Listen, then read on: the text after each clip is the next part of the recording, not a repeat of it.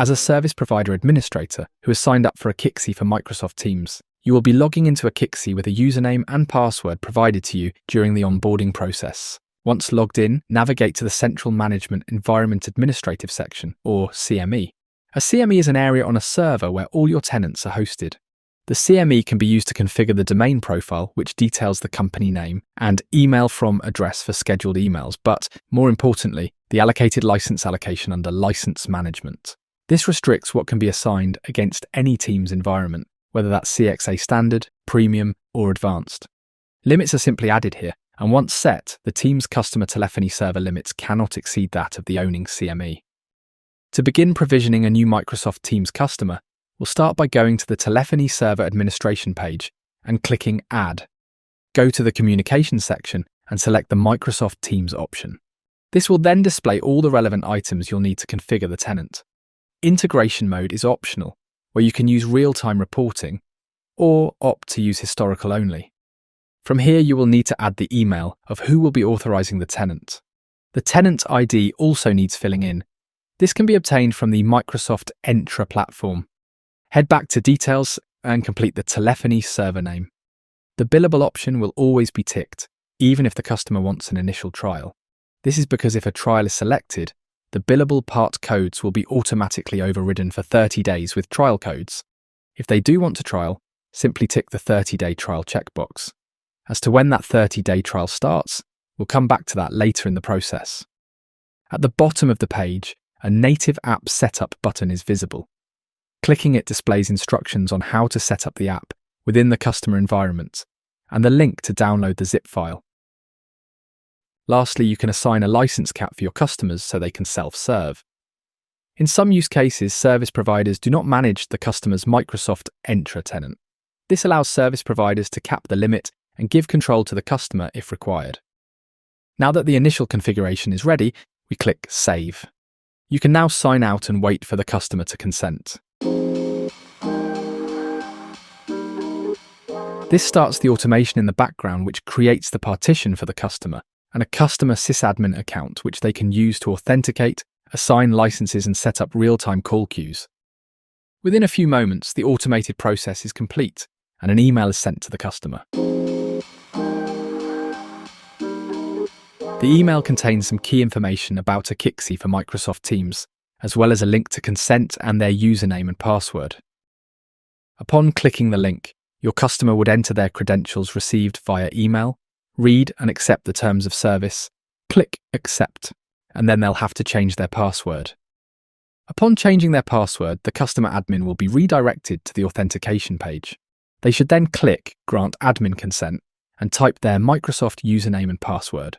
A full list of all the permissions is then shown, displaying everything Akixi needs to integrate. They'll then be prompted to accept, granting full application consent, followed by a subsequent prompt to authorize. This will then pop another window where they are prompted to click on their username or authorize with another user with the required permissions. The consent stage is now complete and the customer sysadmin is signed out.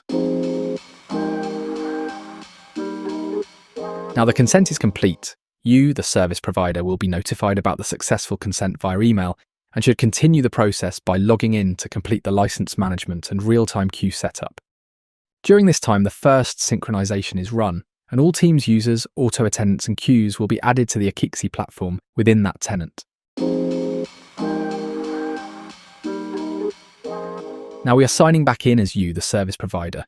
You've received the acknowledgement, so now to get your customer up and running. Going to telephony servers, you'll see that the status has changed to running, not in service, and it has synchronized 7 devices from this particular tenant. To look at those devices, you'll need to go to the partition page, and then you can drill down into the devices. You can see all the synchronized entities, 5 users with DDIs, the others have just got a username. You can also see call queues, which are automatically added in historic mode, and the auto attendants, which also have DDIs.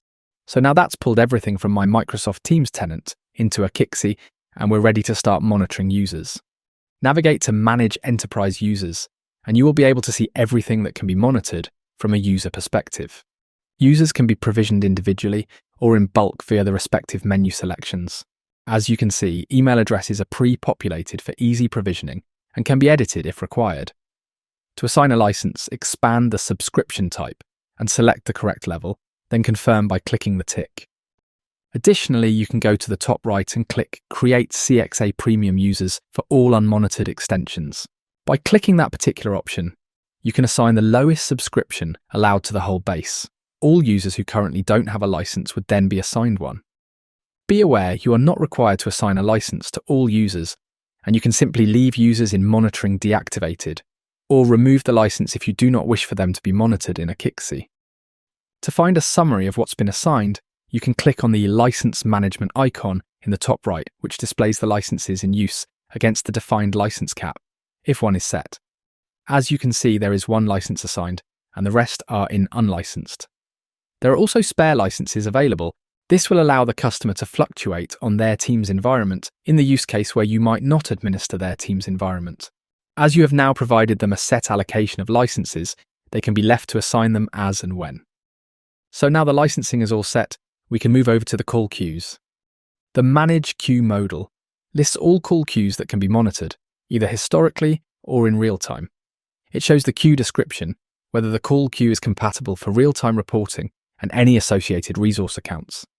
The queues can be filtered on their compatibility status, and there is an Enable Real-Time Monitoring on All Queues option, which will enable real-time monitoring on all filtered queues for quicker provisioning. To put an individual queue into real-time mode, drop down the monitoring status and select Real-Time, which will then enable monitoring. This can be deactivated by changing back to historic.